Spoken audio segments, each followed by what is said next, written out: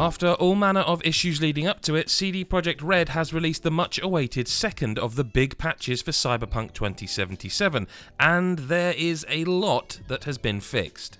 The company suffered enormous backlash for the state of the game when it was released in September 2020, but eventually offered an apology, along with a roadmap that featured 3 pieces of downloadable content, along with the next-gen version somewhere down the line. Though first up were the 2 patches, with the second being a huge one, and they weren't kidding.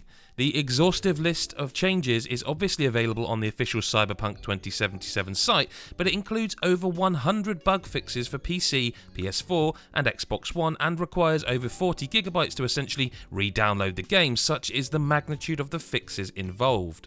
There are fundamental AI improvements. For instance, the police will now take longer to arrive when a crime is committed, as the spawn radius is larger. There are fixes that address enemies not falling to the ground after being dispatched with certain skills, and the developer says it's fixed the issues with in-game assets disappearing and even players being able to get outside the map due to missing collision detection.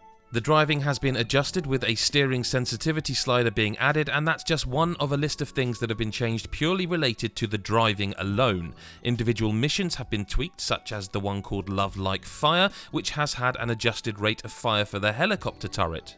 Improvements to immersion have been included. For example, V can no longer use consumable items in situations where the scene context would not support it, while clothing vendors now sell items more suitable to the location that they're selling them in.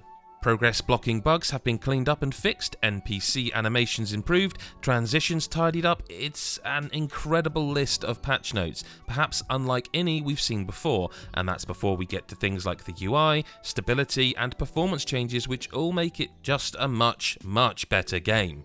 Maybe it might be safe to enter the world of Night City finally, but for more on Cyberpunk 2077 and everything else in gaming, head to nme.com.